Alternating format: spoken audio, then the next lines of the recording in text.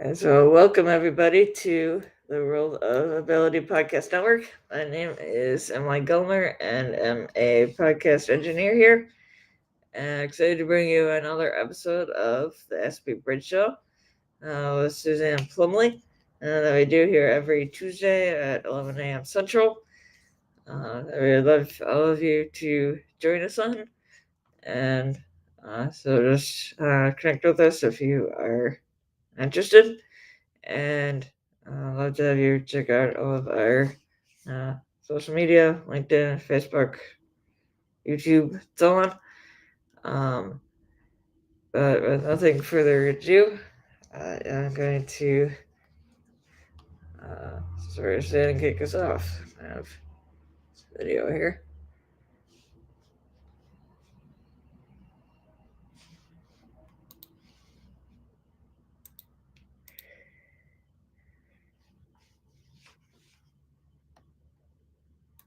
Engineer Emily for putting on my show for this whole 2024.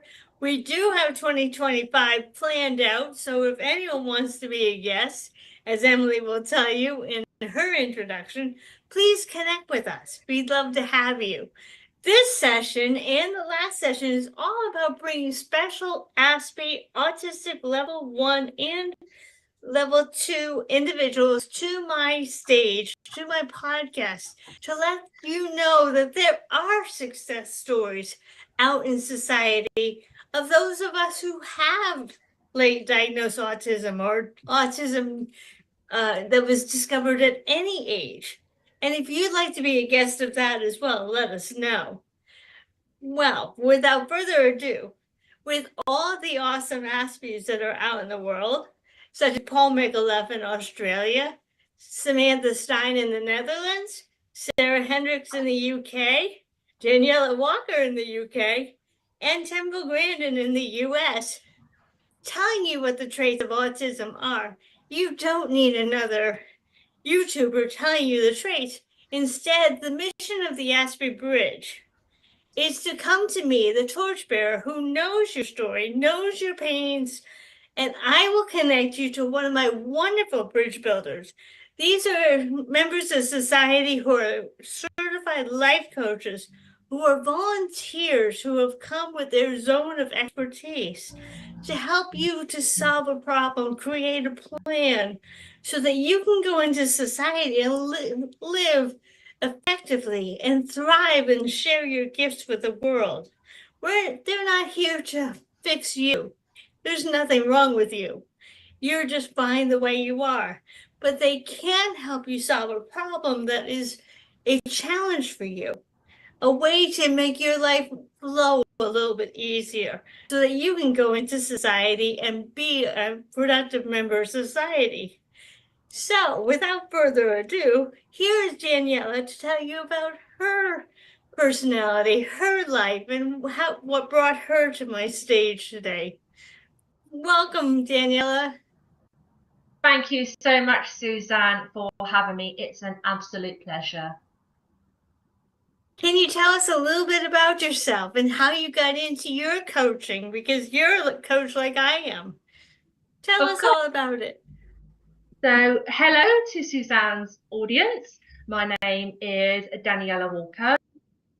I am 27 and I come from a little town in England in the UK, and like Suzanne said, I am a fellow life coach. To be more specific, I am an anxiety wellness coach, and it is my mission and purpose in life to support and empower other women who are specifically struggling with social anxiety and that constant fear of rejection, so they can create unbreakable friendships with complete and utter confidence, and so they can transform those feelings of loneliness and isolation into a deep sense of love and belonging.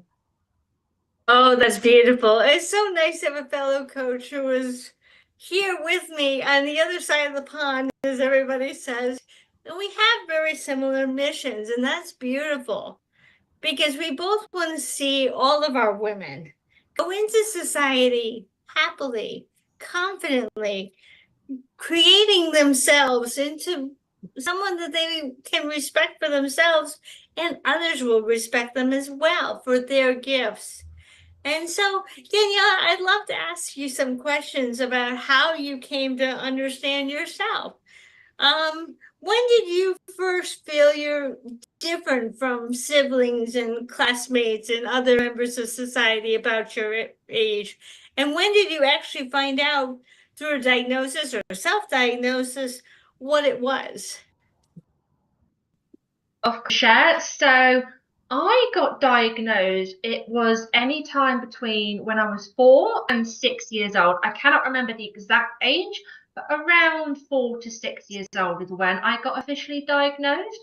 And I'm very privileged to have got diagnosed at a very early age, as I know that not many men and women have this privilege until they're like, later on throughout their life. So that's one thing I am very, very thankful for.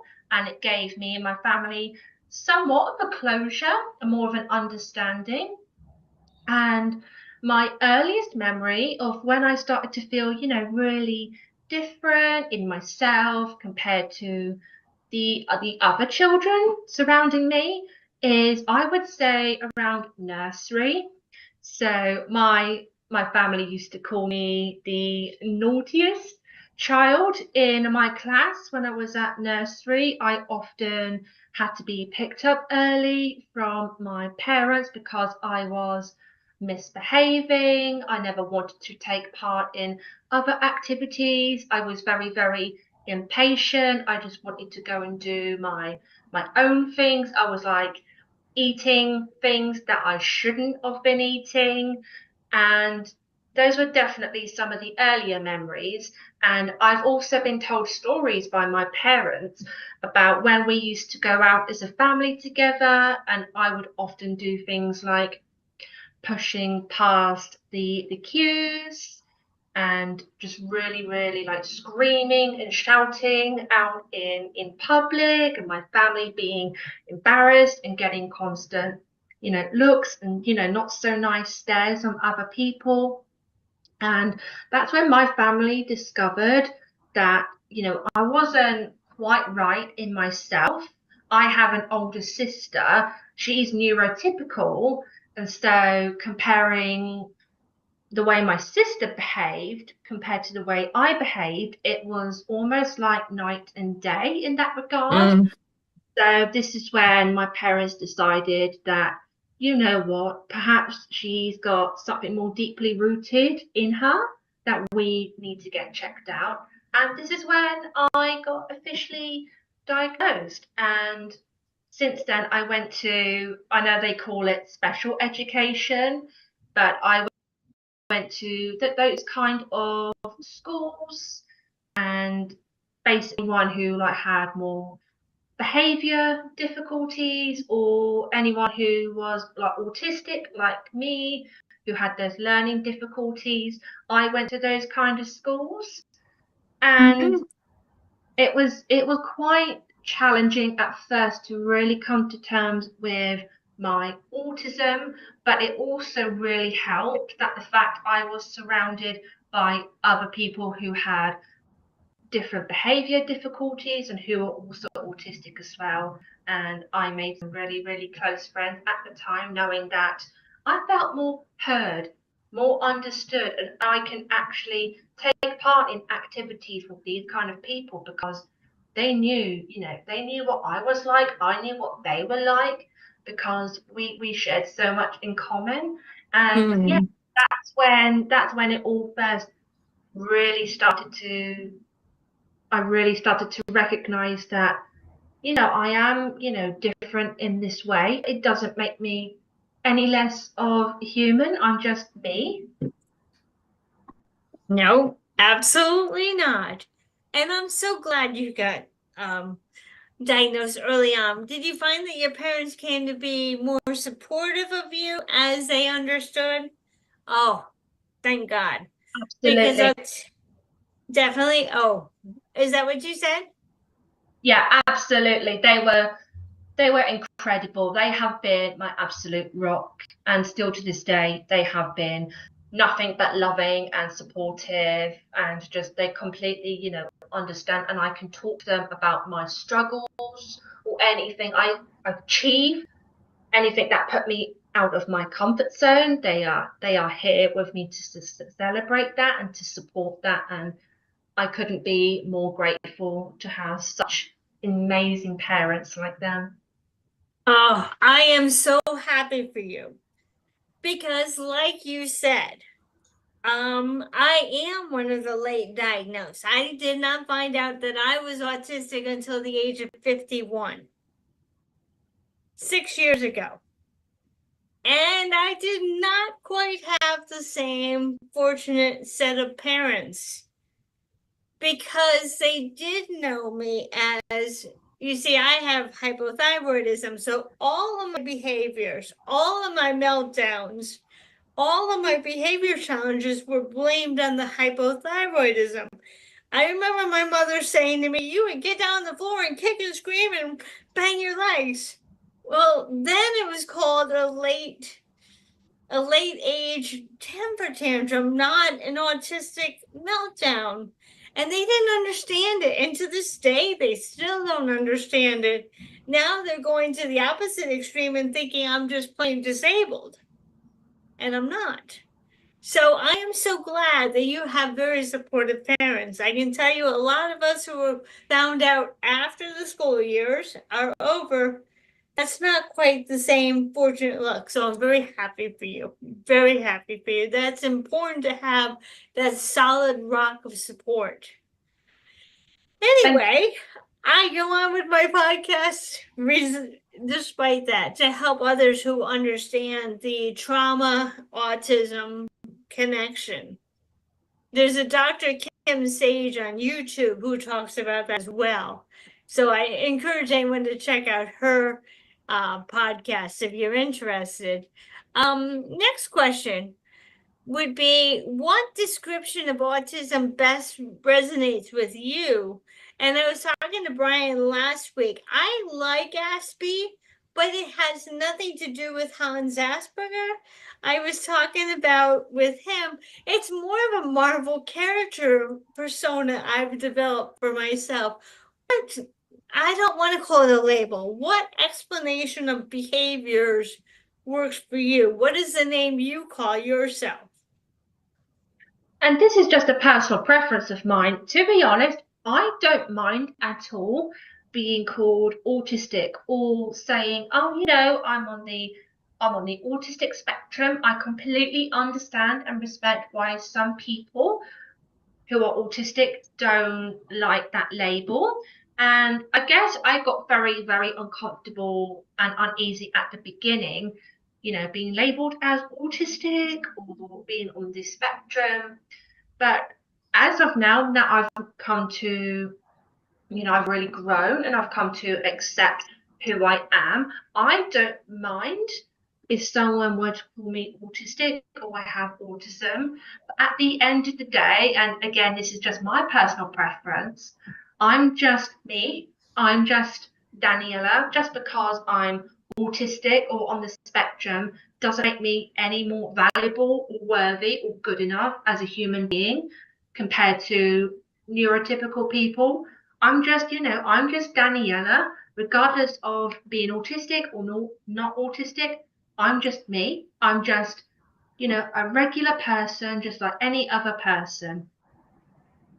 Yes, absolutely. And that's what should come first. And what we love for our interests and who we represent and what our goals are should be the most important part. Not where we fit into society, not the fact that we don't fit into the conformity of the rest of society. That shouldn't be an issue to us. We're different abled, as Brian and I agreed with last week. What are some of the coping skills that you created for yourself before understanding you're autistic? Now, I know that because you were diagnosed so early, but what are some things that you've created for yourself to help you manage in a more chaotic world at times that wasn't suggested to you by a therapist or a job coach or something? What is something you create for yourself? Of course. So I, to be honest, didn't have hardly any coping skills, positive, coping skills, healthy ones. All of the coping skills I learned to adopt were very, very unhealthy. So because of my severe social anxiety growing up, I still remember clearly to this day, I would hide behind my parents because I was so chronically shy. I even, if I saw my grandparents across the street and they'd come and talk to me and my family, I would hide behind my parents. I was so chronically shy of even my family. I used to, whenever I would see my school friends out of school times, like if I was doing shopping with my family, I would deliberately try and hide away from them because it's so bizarre to think now. I just didn't want to see them outside of school times. In school, I was completely fine, but outside of school times, that's just, it just hit me. And it's funny that I can still remember that to this day, even being so many years ago. But and I'm going to add a little bit of a trigger warning, I am going to just briefly touch on mental health, my experience with my mental health. So when I was a teenager, I was diagnosed with generalized anxiety disorder and depression. And I felt very, very suicidal multiple times of the day, every single day, just not wanting to be a burden on myself and my family any longer. My social anxiety had only grew worse. I was so lonely and depressed. I felt isolated. And one of the main, I'd say, negative, unhealthy coping skills I used to help me to try to make myself a little bit better inside was I used to actually lock myself away in my bedroom, so I was completely out of sight from everyone, even my family. And I would just cry a lot in my bedroom. I used to just lay in my bed and just, I just tried to watch like funny videos, comical videos, just to really brighten up my day and just trying to find something positive in the world just to lighten me up. And I recognize now that that was such an unhealthy coping mechanism rather than just going to my parents and just, trying to be as open and honest about, my struggles as possible. As much as I did try to express, the thoughts and the feelings that was going around through my mind, I felt so shut off from the world, and I had lost all sense of identity, who I was as a person, and just wondering what was the point in life, the point in living when I'm in such rock bottom, and I felt like nothing was ever going to bring me out of this.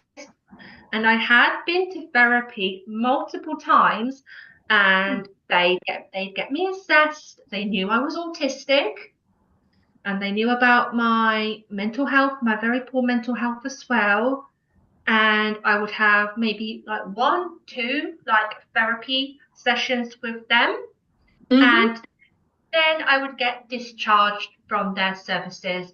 And they basically deemed me, mentally stable to, to the point where they didn't think I needed their services. When I saw them, honestly, I saw them as my guardian angels who were there to save me, to bring me from the darkness into the light. And even they couldn't help me, then I thought I'm a lost cause. If I didn't feel bad before, they made me feel worse about myself before I even saw therapy. And those were just some of the coping skills, and nothing was working for me. And that's when I truly felt like, well, what is going to work for me essentially? Yeah, no, I get that. I get that. And guardian angels, angels have been a big part of my life as well. And right up to my 50th year when I was in an accident, having that a guardian angel there too. And there were a couple of other things you had said in there. Preschool was an interesting time for me. That was probably my worst. I actually ended up finding that when I didn't need my parents as much, that's when I started getting stronger.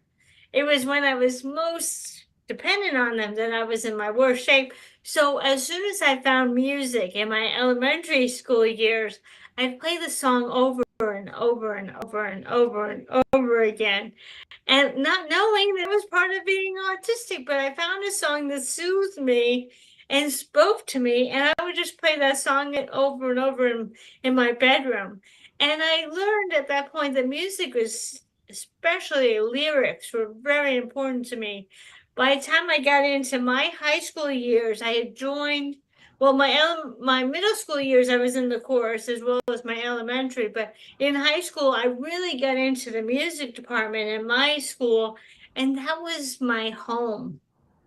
So whenever anything else in the world was bothering me, I went right to that music room and I felt comfortable. So that was a soothing point for me too, was in music. Let's see. Do you see that you have a single interest, or do you see that your interests have evolved over the course of your life?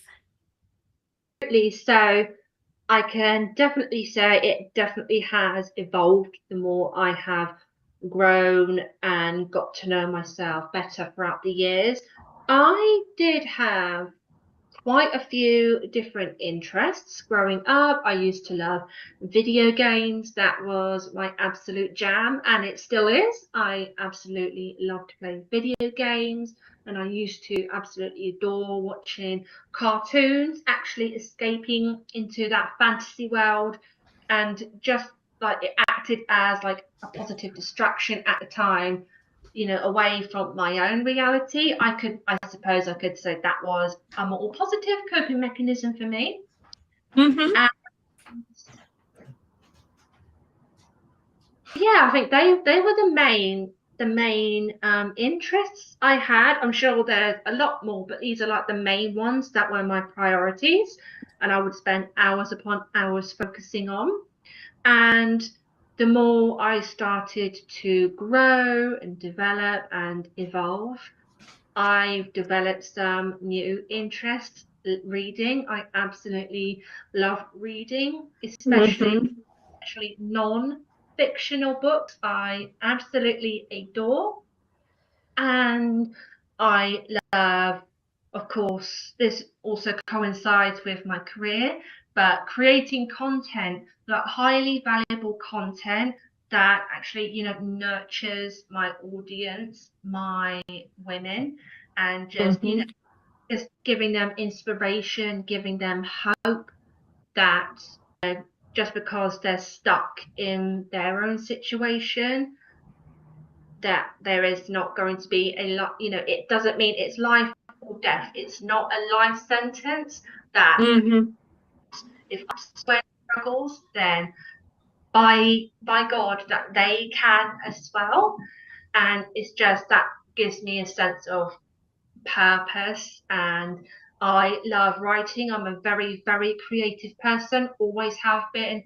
My whole family say I'm such a creative person, and I'm a very imaginative person. I love creating visions in my mind, and that helps me to create inspiring and powerful content to help my ladies. And one of my biggest interests is actually personal development and doing work on myself to, feel like a better person, and to think and believe like a better person. And this is why I love doing like all my content work and reading personal development books, learning all about, self-worth and self-esteem, and Mm-hmm. meditation and journaling down your thoughts and your feelings. But these are the kind of things I love doing now.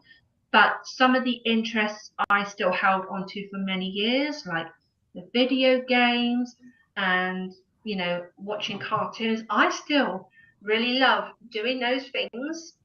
And, it's like the newer interests coincide with the older interests, so they work together in harmony, and they do make me feel good as a person, and I don't feel any shame in that, having those interests compared having those interests compared to when I was younger and still holding on to them as an adult.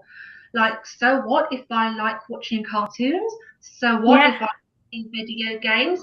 I could, I don't feel any shame or guilt in saying that, because it makes me happy and it gives me that positive distraction whenever things are getting a little more challenging for me. And yeah, I'm just, I feel grateful to still hold on to those things in my life while also being able to evolve and develop, new interests. Absolutely. Sounds like you have a great between your vision and your video games. We should find a way to create a role playing for women to go through. I think that would be very creative, because so many times the role playing is something that autistic women do value, I think. Is that the kind of video game you're into, or is there another video game? I remember with my friends, I had an autistic friend before, and we used to like role play, but like we hadn't seen each other in person. We were online friends, and we used to role play a lot, and we used to get very, very creative. I love all kinds of different genres of games. There isn't like one specific genre I can say, oh yes, that I choose that one over that one. There's a mixture of different ones that that bring me so much joy and just make me feel so good about myself. Favorite one right now? Oh, I would have to say I do love platform games. Like you've got your Super Mario's, those kind of games. I love those kind of games. Because I figured if anyone's looking for a release, an anxiety release, or a way to calm their body, emotionally regulate, they might be able to take some of your suggestions and use that toward just, I know for me, emotional regulation when I've had a busy day or emotional, uh, chaotic day. That sounds great. I will do jigsaw puzzles. That's my thing. I love to get on and do jigsaw puzzles, and I feel very accomplished, even if I've had no success that day. I haven't been able to sit down and accomplish anything. If I can just finish one jigsaw puzzle, then that's been a way for me to relax. I'm visionary too, so I've gone into crafting. I can look at a design and recreate it through cross stitch. But I'm also a scrapbooker too, so I would say that my special interest was definitely from the age of 7 is when my grandmother put a piece of canvas and a needle and yarn in my hand, and I just went to town on that. And that was another way that I was able to relax, and yet I was able to use my vision to turn a picture into a cross stitch, and that was my way of just relaxing. Um, let's see. I get that. Do you see a connection between the employment you do and how it's strongly or somewhere not at all? It sounds like it's very much connected to what your interest is. And you're able to help women to find their way of relaxing from anxiety through your interest. Is that true? Absolutely, 100%. You nailed it on the head there. I honestly I couldn't imagine me being in any other kind of employment or career. I recently did have a job, and it was my first ever job outside of my coaching business. But I decided that last month I officially left because I was able to recognize that the environment, it was just not the right environment for me in the end. And it was a very, very tough decision to make, but I knew I needed to do it for myself. I needed to prioritize my mental health, my emotional health, and just to really focus on what do I need, what kind of environment suits me the best. And this is why one of the many, many reasons why I've chosen to create my own business, because not only can I do it from anywhere, I can do it from the comfort of my own home. And while I do still have that support from many, many other people, having that strong support network, that it still can feel tough, and it can feel like a lonely venture at times. But I just have to keep reminding myself of, can you imagine being in any other kind? And to be honest, the answer is no. I cannot imagine wanting to, having to travel like multiple times throughout the week, that typical like 9 to 5 job, Monday to Friday. And this is just the right environment for me, being in the comfort of my own home, and just being able to have that time freedom, that money freedom, that I can go and I can go and visit my good friends, and I can get to know new people and have new experiences, having more of that, having much more time to myself, and having more time to myself to focus on what I need and what I specifically need in that moment. So yeah, basically the answer I was, yeah. is yeah, I wouldn't picture myself doing anything else. I was working at Starbucks for 5 years. And while I love the customers, which is like I love working with people, I didn't like all the sounds coming at me. And there was a fan that was above my head. And if you know anything about fans, if you have any problem with fans, I like a whisper quiet fan, and this fan was not whisper quiet. So I was finding that that was an exhaustion in itself, is trying to talk over a fan to the customers, because the fan and the coffee grinders and all that, I ended up finding that that was not the best thing for me. So I also came home to work on my coaching, and I couldn't be happier. I mean, this has been so much fun doing this podcast. And once I get situated, I'll go and do some more coaching as well in libraries and such. But I'm totally with you. This I couldn't do anything else. I think about doing anything else, and it's just like maybe in a library. But then again, I'd want to get up. One of the things I've discovered is that, and I would have never thought it prior to 2018, I love being on video and helping people. And it's not something that most of us will do. And I'm trying to encourage others. You never know what you would love to do until you try it. Absolutely. And yeah. And I would just also like to add that I appreciate there's going to be some viewers listening to this who may be stuck in that typical 9 to 5 job, and it's something that they feel it's mundane, or they're not really enjoying it as much. That I can absolutely promise you that the right career path is there for you. Sometimes it's just having to dig a little bit deeper and just reflect on yourself. and it's not an overnight thing. It does take some time to keep moving forward, but you can absolutely find the right career path for you. Sometimes it's just honestly knowing where to look, and your time will come. I can absolutely promise you that your time will come. Absolutely. And one of my bridge builders, Linda Tilson, can help you explore what career meets your passions.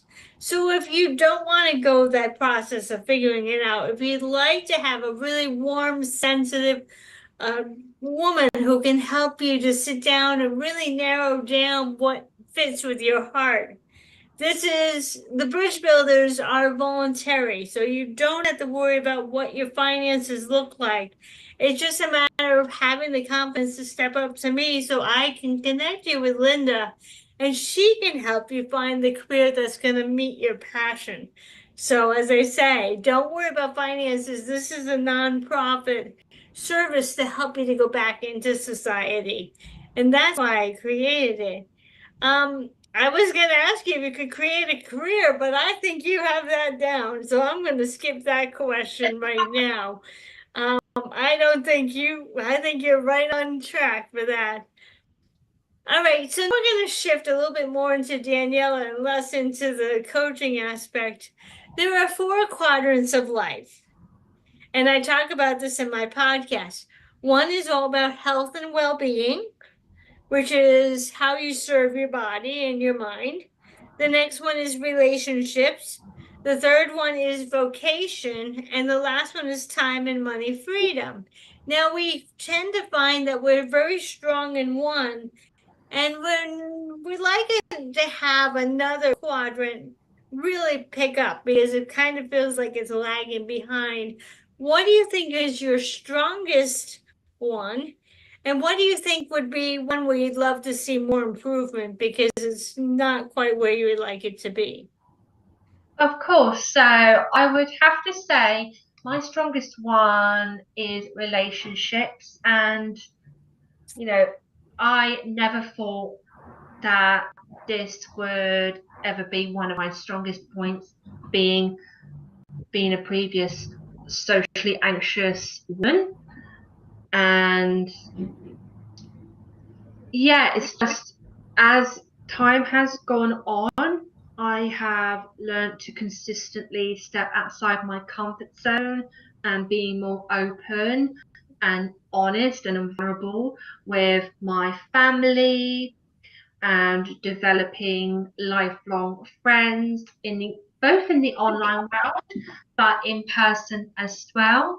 And just realizing that not everyone I come into contact with is going to reject me or think harshly of me as a person, that there are the right people out there for you. Again, it's just knowing where to look, and it's just being patient with yourself and giving yourself that extra dose of kindness and compassion, and just really reflecting on who do you truly want to be, and what kind of people do you truly want to attract into your life. And that will definitely come with time, and you will find the right people for you who love you, who respect and appreciate and value you just as you are. And I never thought in a million years this would ever happen for me.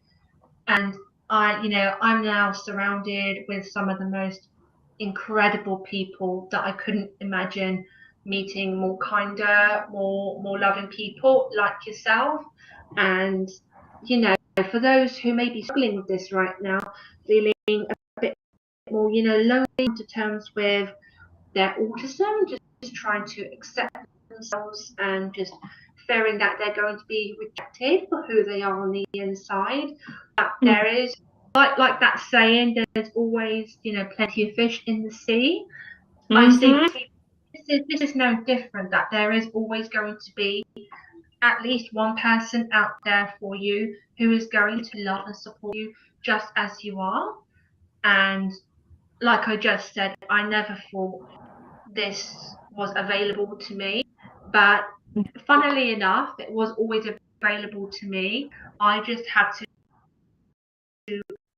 on myself as a person and just come to terms with what kind of person I want to attract into my life. And now, I'm so blessed to be surrounded by people who I can turn to and they can come to me if they need extra support. But yeah, I never thought this was ever going to be available to me, and I feel so blessed and so grateful. And you no longer have to feel like you're on your own in this journey. Absolutely. If I felt this way, then and I've created the life I've created for myself, then I can absolutely again assure and promise you that it's no different for you. No, absolutely. I didn't create it. I can't take the credit for that. But I love the word family, Framily. So that if you are coming from a place where you don't have support of your family, the ones that you were born into as a child, you can go out and create your own tribe. And my BTI, Brave Thinking Institute, became my family.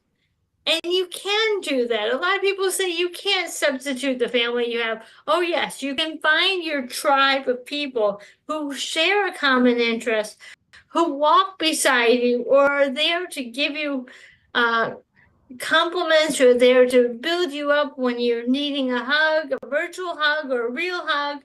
There are people out there, and I just call them a family instead of your own family. So never give up. And you can always come to Danielle or myself, and we'll be happy to provide that for you. All right, Daniela, here's the hard part. Which one do you find is the one that you would love to see more improvement in yourself? I heard you say that you love personal development. Which one do you find is the one where you'd love to see more improvement? I would definitely have to say health and well-being.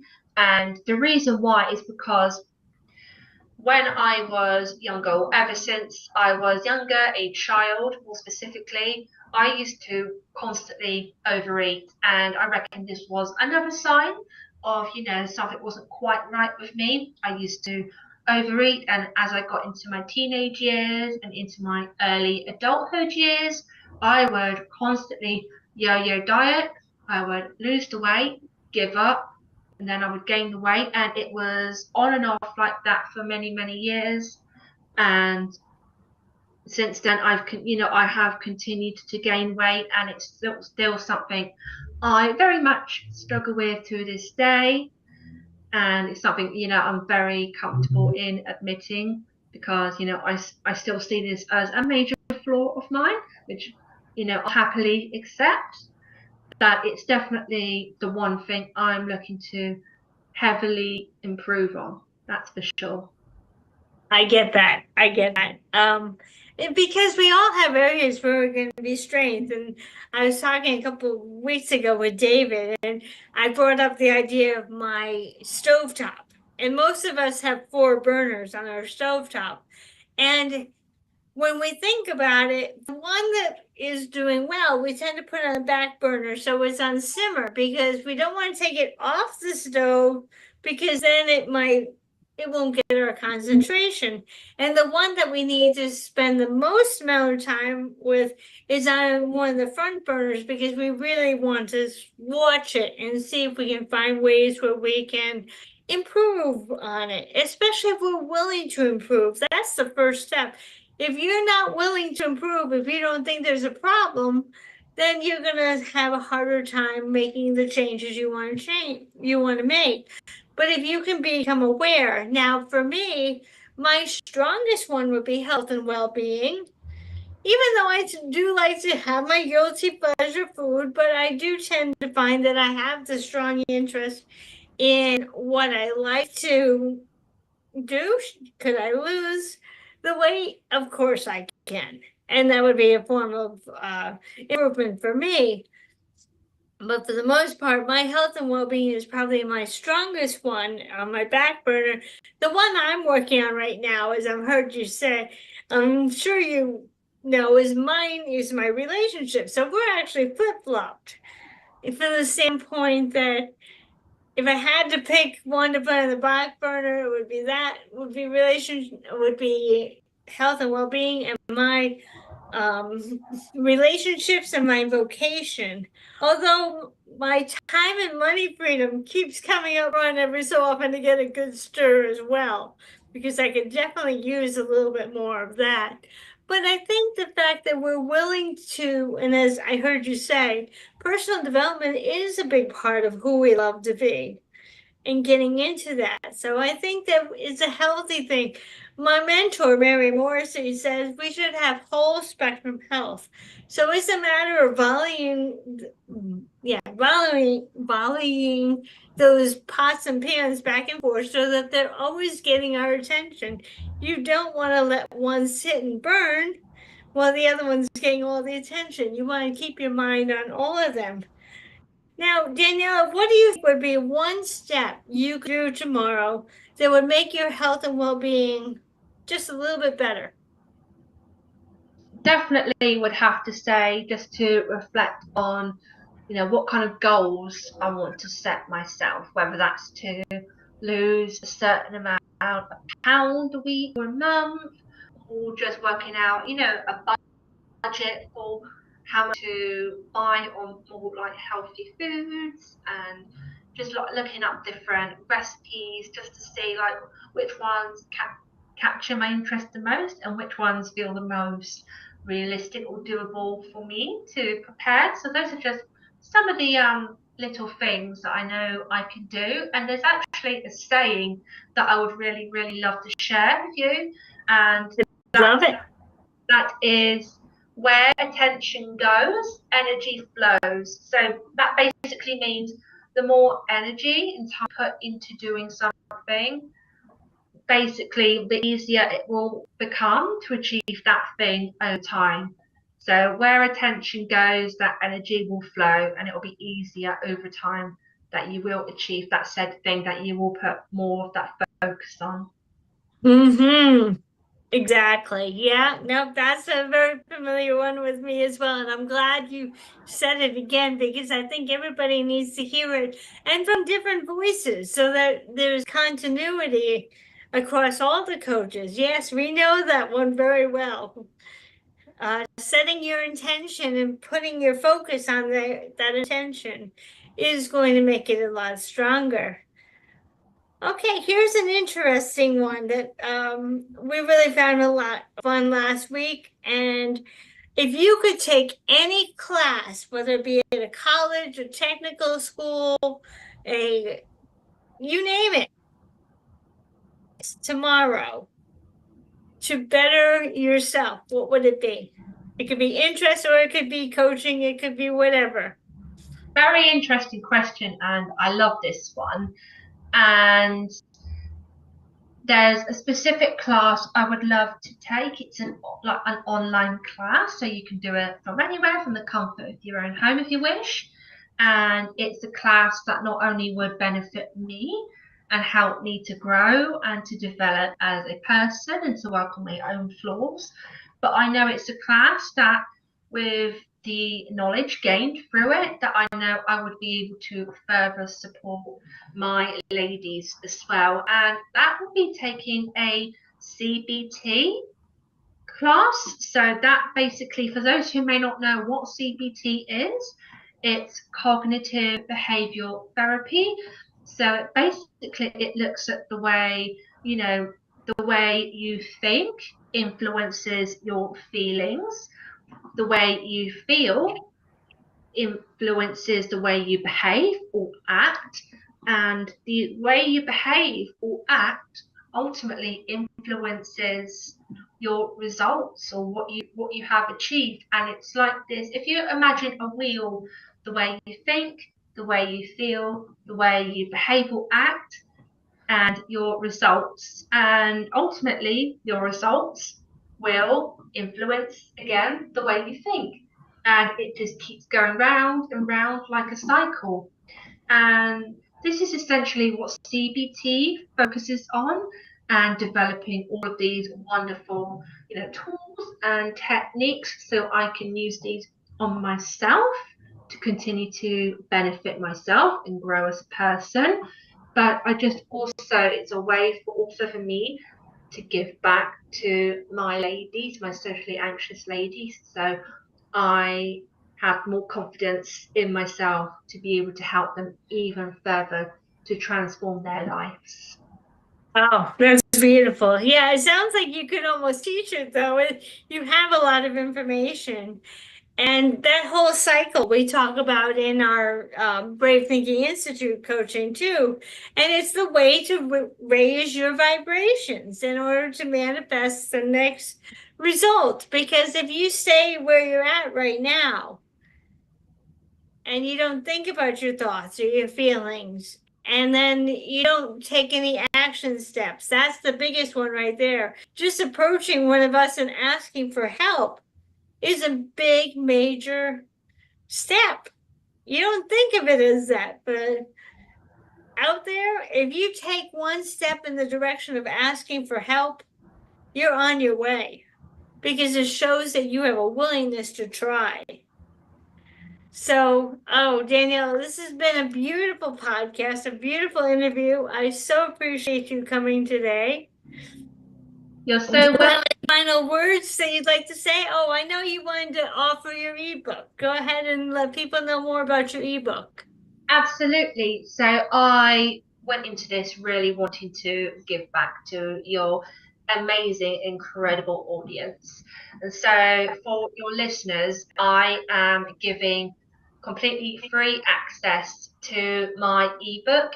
It's very digestible and very easy to read, so you can definitely quite easily read it in one sitting if you really wanted to. And it's called Loneliness No More. So it specifically focuses on social anxiety. And in there, I have given around 9 or 10 of some of my most favorite tips and tricks to use just to really start to help you to slowly, overcome that social anxiety, and just to really reflect on yourself and what you truly want, what do you truly need. And so, Suzanne, I'm sure you will link that somewhere so your audience can quite easily access that if they so wish to download it. Yes, in fact, I wanted to remind everybody that if you go to Facebook groups and you put in the Aspie Bridge, just like the name of the podcast, you can join the group for free. And all of my guests will be listed there. So you can go and ask any one of my guests that came before now, and including Daniela, underneath their picture and their bio will be a spot in the comments. You go into Daniela's bio and picture, you'll see right under it where you can hit the link to get her free ebook. And that's the same with all my guests, but this one will be special. I really want to help my fellow Aspies and autistic women to be able to put their success out there. And all my guests have been successful. But of course, I want to really encourage my autistic guests. Now, next week, we are starting a 10-week session on getting ready for the holidays to eliminate the chaos and the stress and put in more joy and relaxation. And I'm sure you can really get into this, Daniela, because I think so often that we get all tied up in all the anxiety that comes from the holidays and the right gift and going to someone's house for a certain holiday and what do you bring and what do you cook and what do you take. So my next 10 weeks is going to be all about taking the stress out of the holidays. And I certainly hope that you'll come and enjoy your favorite one or enjoy the whole 10-week session, because I know you're going to get something out of it. So for now, I'd like to say thank you for coming to the Aspie Bridge. Thank you, Daniela, for being my guest this week. Welcome. Oh, it's been wonderful. I hope you all come back next week to the Aspie Bridge. And for now, have a great day and a great week. Bye, everyone. Thank you for joining us. Oh, thank you.